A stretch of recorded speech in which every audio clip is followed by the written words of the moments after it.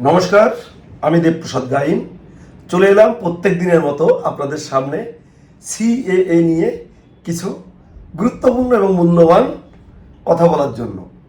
তো সব আলোচনার আগে আজকে আমি আপনাদের সামনে যে কথাটি বলছি সেটা আপনারা দেখেছেন বিগত তোলামূল সরকারের সময় আমাদের উত্তর চব্বিশ পরগনার বারাসাতের ডিএলসিতে 4 নাম্বার এবং 5 নাম্বার নামে দুটো টেবিল, দুই ভদ্রলোকের নাম আমি আর বলছি না, এরা যখন এই অফিসে যেত তখন একখানা ছেঁড়া স্যান্ডেল অর্থাৎ চটি ওদের ব্যাগে থাকতো। দুজনের ওই দুই অফিসারের দুই ব্যাগে থাকতো। ওরা টেবিলে বসার সময় ব্যাগ থেকে ওই ছেঁড়া চটিটা তুলে আগে একবার একটু 2-3 বার শুকে তারপর একটু চেটে তারপর ওই ব্যাগের ভিতরে ছেঁড়া ওই চটিটা রেখে স্যান্ডেলটা রেখে তারপর ওরা সিএর হ্যারিং সেন্টারে হ্যারিংয়ের কাজ শুরু করত।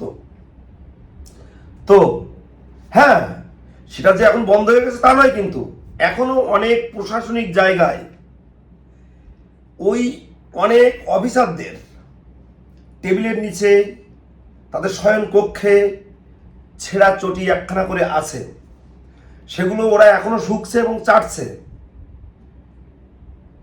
এবং যাদের এতদিন প্রভুত্ব করে এসেছে তাদের কথায় এখনো অনেককে তারা অত্যাচার করছে, অ্যারেস্ট করছে, হ্যারাসমেন্ট করছে।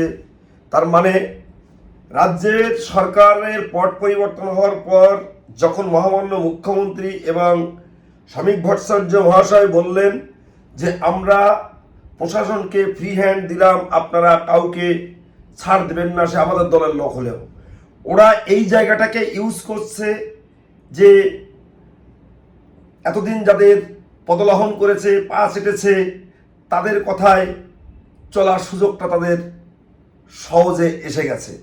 তাই তারা বেছে বেছে শাসক দলের কর্মীদের সাথে বদমাইশি শুরু করেছে।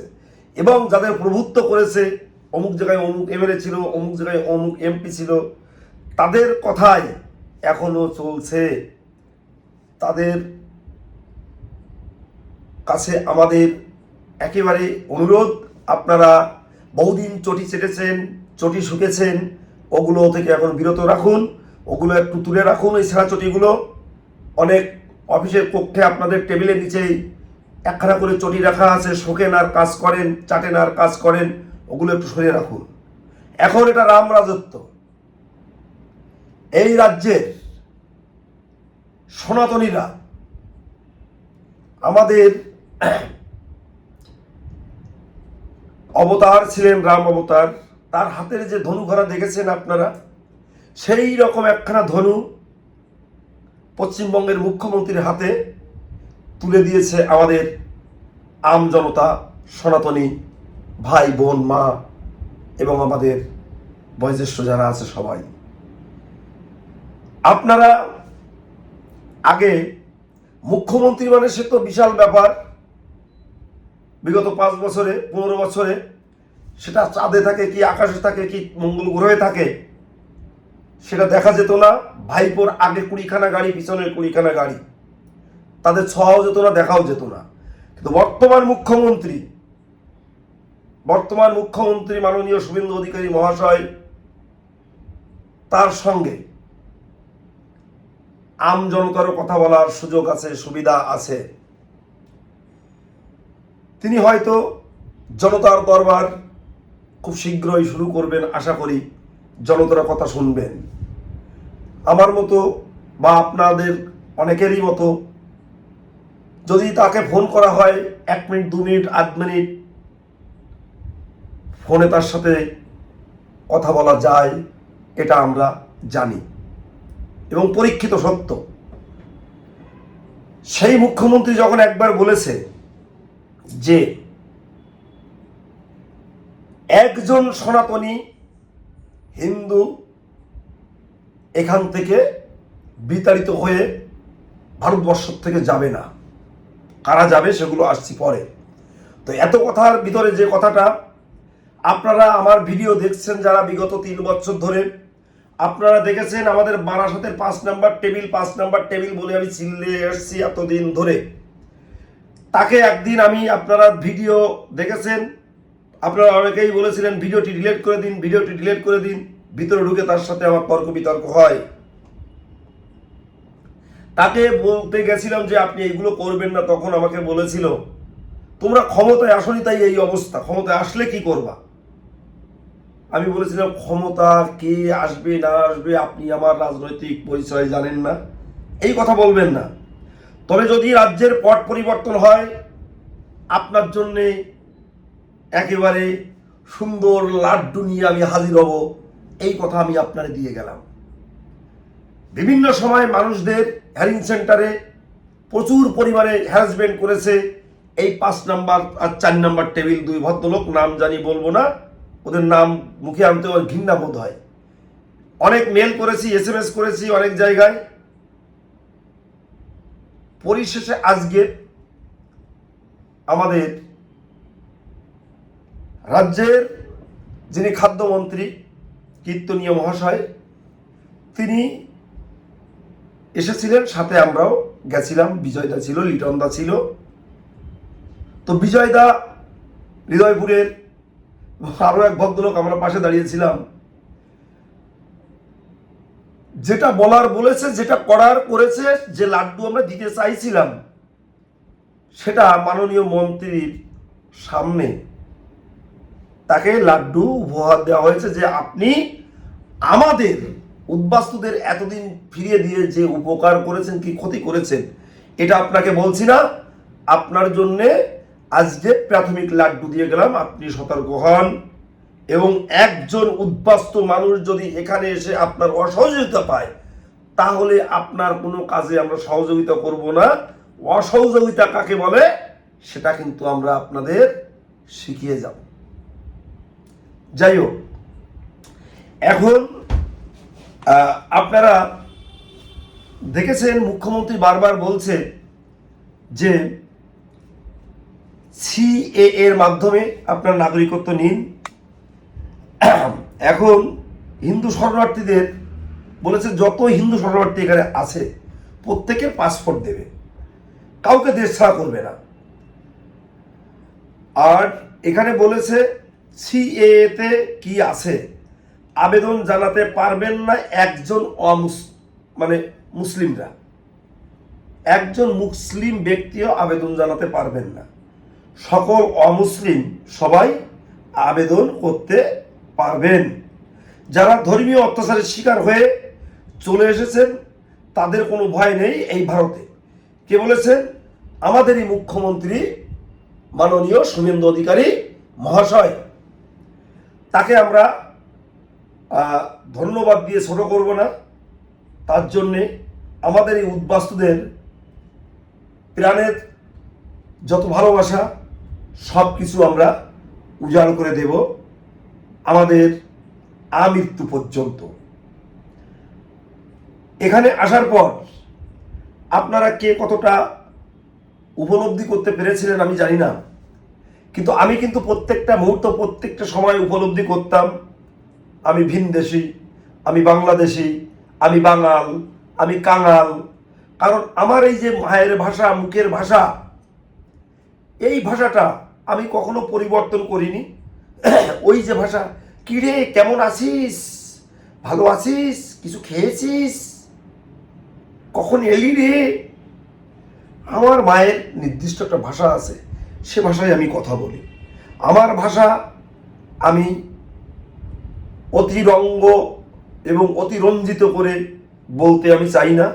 আমি বাঙালি, বাংলা আমার জাতীয়তাবাদ। অনেক সময় অনেক স্টেশনে, অনেক জায়গায় পুলিশ প্রশাসনের একেবারে ইপটিজিংয়ের শিকার হয়েছি, কথা বলে ফেলেছি একরকম, বাংলাদেশি জামা কাপড় গায়ে দেওয়া, জুতো বাংলাদেশি, দেখেই ওরা বুঝতে পারে আমাদের হাঁটা দেখে, চলা দেখে, বলা দেখে, টাকা পয়সা ধরে 2 ঘন্টা 4 ঘন্টা আটকে রাখা, অনেক অনেক কিছু। এই 22 বছরে এখানে 23 বছর পড়লো, সহ্য করেছি। যেদিন দেখলাম ভারতের পার্লামেন্টে পাশ হলো সিএএ অর্থাৎ সিটিজেনশিপ অ্যামেন্ডমেন্ট অ্যাক্ট, সেদিনই আমি এক বিন্দু দেরি না করে সেই রাতেই কিন্তু আমি অ্যাপ্লিকেশান, শুধু ডকুমেন্টসগুলো আপলোড করাটা বাদে তার আগ পর্যন্ত সব কিছুই কিন্তু করে রেডি করে রেখেছিলাম। তার পরের দিন বারাসাতের ঝন্টু, আমার খুব প্রিয় বন্ধু, তার ওয়াইফ কোয়েল দাস, সে 3টে কোর্ট অ্যাফিডেভিট করে এবং নিউ ব্যারাকপুর 7 নম্বর গেটের ওখানে একটি ধর্মীয় প্রতিষ্ঠান আছে, সেখান থেকে একটি হিন্দু সার্টিফিকেট নিয়ে আসি।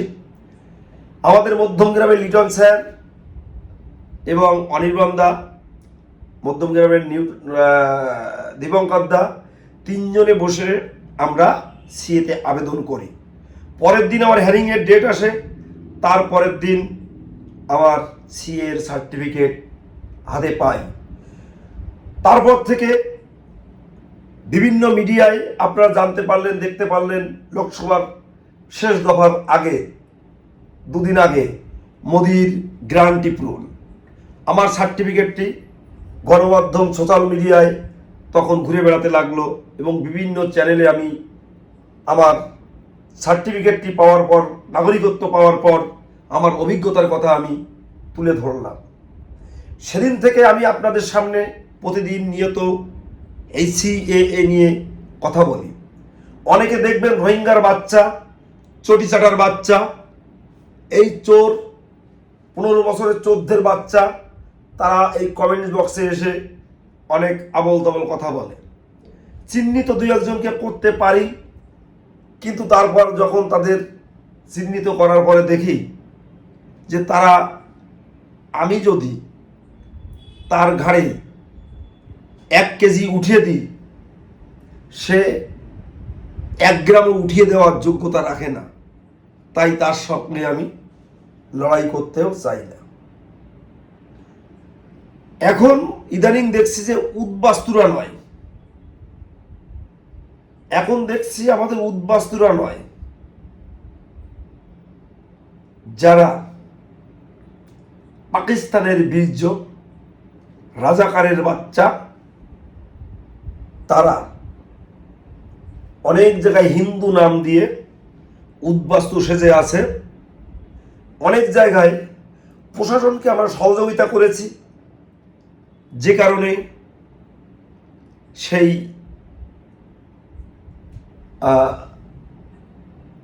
রোহিঙ্গার বাচ্চারা, হিন্দু নামধারী রোহিঙ্গার বাচ্চারা অ্যারেস্ট হয়ে তার নিজ ভূমিতে ফিরে যাওয়ার উপক্রম হয়ে গেছে। আরো অনেক কিছু দেখতে পাবেন। আপনারাও যদি এই রকম কোথাও দেখে থাকেন, জেনে থাকেন, প্রশাসনকে সহযোগিতা করবেন। যদি প্রশাসন পর্যন্ত না জানাতে পারেন, আমাদেরকে জানাবেন। আমার ফোন নাম্বার 9804682324। আমরা অগ্রণী ভূমিকা পালন করব, প্রশাসনকে সহযোগিতা করব সেই সমস্ত রোহিঙ্গাদের ধরিয়ে দেওয়ার জন্যে, খোঁজ খবর দেওয়ার জন্যে। এখন আর আমাদের কোনো ভয় নেই। আমরা এখন ভারতবর্ষের একজন গর্বিত নাগরিক। আমি বলবো, আপনারা দেখছেন প্রত্যেক দিন এখন সিএএটা কতটা গুরুত্বের এবং গুরুত্বপূর্ণ ভূমিকা পালন করবে এই মহান ভারতবর্ষে, আমাদের এই উদ্বাস্তু সনাতনী মানুষদের জন্যে। বাংলাদেশ, পাকিস্তান, আফগানিস্তান থেকে আসা হিন্দু, বৌদ্ধ, খ্রিস্টান, শিখ, জৈন, ফার্সি, এই 6 সম্প্রদায়ের মানুষকে এখানে থাকতে দেওয়া হবে। এখানে কথা থাকে 2014 সালের 31শে ডিসেম্বর পর্যন্ত যারা এসেছে তারা সিএতে আবেদন করে নাগরিকত্ব নিতে পারবে। 24 সাল পর্যন্ত যারা এসেছে তারা এখানে থাকবে, তাদের কোনো সমস্যা নেই। সরকার ইতিমধ্যেই চিন্তা ভাবনায় রেখেছে যে 24 পর্যন্ত নাগরিকত্ব দেওয়া যায় কি যায় না। আমাদের কুলগুরু শান্তনু ঠাকুর মহাশয় সুব্রত ঠাকুর মহাশয় এবং আমার গুরুকবি অসীম সরকার ও আমাদের সনাতনী বা আমাদের এই মতুয়া সমাজের বর্তমান যে মন্ত্রী হয়েছেন অশোক কীর্তনে মহাশয়, তিনিও মুখ্যমন্ত্রীর সাথে আলোচনা করেছেন যে 2024 সাল পর্যন্ত যদি সিএতে আবেদন করার ব্যবস্থা করে দেওয়া যায় তাহলে অনেক মানুষ অন্তত আবেদন করে নাগরিকত্ব পেতে পারে। আরও তারা বলেছেন যে বাংলাদেশ থেকে যে ডকুমেন্টসটা আনার কথা বলা হচ্ছে সেটা আনা প্রায় একেবারেই অসম্ভব, ফোনে আনাও অসম্ভব। তার কারণ হচ্ছে গ্রামকে গ্রাম যখন আগুনে জ্বালিয়ে দিয়েছিল, এই হিন্দুরা জীবন বাঁচানোর জন্য বাড়ি গাড়ি সব কিছু ফেলে রেখে চলে আসলো, বাড়ি ঘর দৌড় ধু ধু ধু ধু আগুনে একেবারে জ্বলে পড়ে গেছে, একটি জামা কাপড় নিয়ে আসতে পারেনি। তারা কোথা থেকে ডকুমেন্টস দেখাবে? অনেক জায়গায় আছে মধুমতির চর, ময়নামতির চর, বিভিন্ন বাংলাদেশ নদীমাতৃক দেশ, রাতের অন্ধকারে রাতের গহ্বরে নদীর ভাঙনে তাদের ঘর বাড়ি সব এক রাতেই মিলিন হয়ে গেছে। কোনো রকমে তারা সাঁতরিয়ে কুলে এসে উঠেছে, জীবন বাঁচিয়ে সর্বস্ব খুইয়ে এ দেশে চলে এসেছে। কোথায় তারা কাগজ পাবে? অনেকের বাড়িতে নির্যাতন হয়েছে, গরু নিয়ে গেছে, বউ ধরে নিয়ে গেছে, মেয়েদের তুলে নিয়ে গেছে, ধর্মান্তরকরণ করে তাদের বিয়ে করে নিয়েছে। সে সমস্ত অনেক সম্ভ্রান্ত পরিবারের মানুষগুলো নিজেদের মুখ দেখাতে না পেরে অনেকে সুসাইড, আত্মহত্যা করেছে। অনেকে রাতের অন্ধকারে মুখ লুকিয়ে গুমড়ে গুমড়ে কাঁদতে কাঁদতে বাকি স্বজনদের সাথে এদেশে পালিয়ে চলে এসেছে। তারা কিভাবে বাংলাদেশের ডকুমেন্টস আনবে? আমরা আজকে এই ভারতবর্ষে বাংলাদেশ, কারা আমাদের বাংলাদেশে সাজালো? সেই সমস্ত নেতাদের আমরা ঘৃণার সহিত সারা জীবন স্মরণ করব। আমি মনে করি আমাদের উদ্বাস্তুদের একটি উদ্যোগ নেওয়া উচিত যে সমস্ত নেতারা আমাদের রাতের অন্ধকারে বাপ ঠাকুর 14 পুরুষদের তারা এক নিজেদের স্বার্থ চরিতার্থ করার জন্যে, নিজেদের স্বার্থ তারা সিদ্ধি করার জন্য একটি দাগ কেটে দিয়ে রাতের অন্ধকারে আমার পূর্বপুরুষদের পূর্ব পাকিস্তানি করে দিয়েছিল, তাদেরকে একটা নির্দিষ্ট দিনে ঘৃণার সহিত আমরা যেন তাদেরকে স্মরণ করি। সেটা হবে ঘৃণার স্মরণ সভা, ঘৃণার দিন। কত দিনে তো পালন করি আমরা, অমুক দিবস, তমুক দিবস, তমুকি একটা ঘৃণা দিবস তো পালন করা যায়। আজকে আমাদের সব কিছু থাকতে, জায়গা জমি সব কিছু থাকতে ফেলে দিয়ে চলে আসতে হলো। তাহলে কারা আমাদের ফেলে আসতে বাধ্য করলো? কারা করলো বাধ্য? সেখানকার সংখ্যাগুরুরা, না এই ভারত উপমহাদেশের যে সমস্ত নেতারা ভারতকে খণ্ড বিখণ্ড করে দাগ কেটে দিয়ে আমার বাপ ঠাকুরদাদের কাছ থেকে কোনো অনুমতি না নিয়ে তারা আমাদেরকে পূর্ব পাকিস্তানি করে দিয়েছিল? কারা করলো? প্রশ্ন আপনাদের কাছে রইল, মাথায় রাখবেন, মনে রাখবেন। আজকে এই ভারতের মহান সরকার নরেন্দ্র মোদীজি এবং অমিত শাহজি তাদের অক্লান্তিক পরিশ্রম, সাথে আমাদের কুলগুরু অসীম সরকার, কুলগুরু শান্তনু ঠাকুর মহাশয় এবং আমাদের গুরুকবি অসীম সরকার, তার সাথে আরও যে সমস্ত মানুষরা আছেন এই উদ্বাস্তুদের নিয়ে আন্দোলন করেছেন, সংগ্রাম করেছেন, তার ফসল আজকের এই সিএএ। আমরা তাদেরকেও সারা জীবন শ্রদ্ধার সহিত স্মরণ করব, মনে রাখব। তাই বলবো বন্ধুরা, আর চটি চাটাচাটি নয়, আর চটি শোকাশুকি নয়, আর ওই চটি পিসির কথা নয়। আপনারা আপনাদের স্বার্থে, আপনাদের জন্যেই সিএএতে আবেদন করবেন।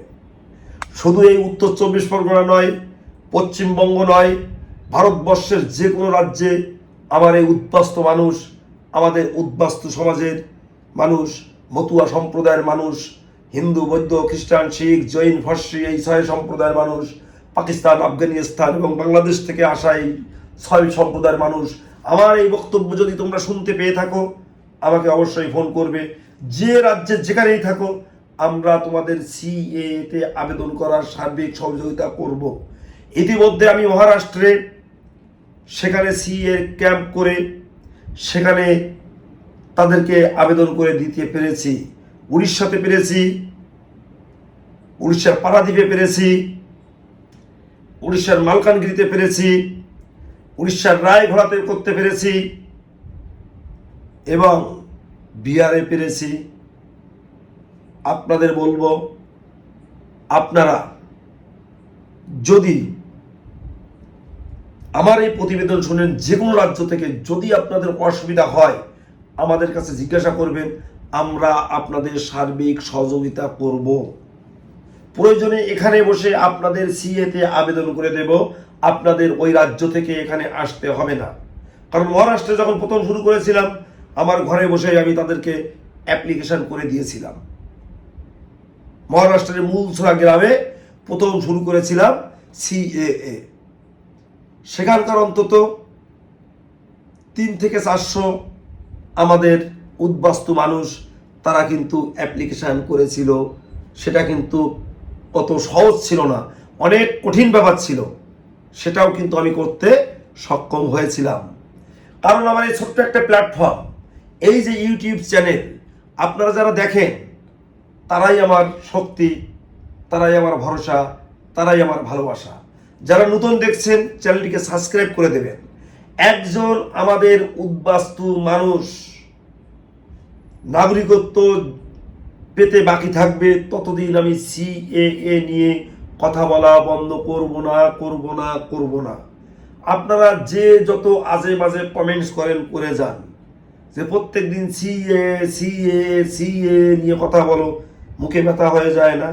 মোটেই যায় না, মোটেই ব্যথা হয়ে যায় না। কারণ আমার মানুষদের দুঃখ, দুর্দশা, ব্যথা, বেদনা, কষ্ট আমি খুব কাছে থেকে দেখেছি। তাই বলবো, আমার এই প্রতিবেদন শহর, বন্দর, গ্রাম, গঞ্জে যারা দেখছো সবাইকে বলবো, চ্যানেলটিকে সাবস্ক্রাইব করে দিও, শেয়ার করে দেশ ও দেশের বাইরের লোককে দেখার সুযোগ করে দিও। তোমরা সবাই ভালো থেকো, সুস্থ থেকো, সুন্দর থেকো, এই কামনায় আজকের মতো আমি সবার কাছ থেকে বিদায় নিচ্ছি। সবাইকে রইল আমার ভালোবাসা, শ্রদ্ধা, অভিনন্দন এবং বয়োজ্যেষ্ঠদের জন্য রইল আমার প্রণাম।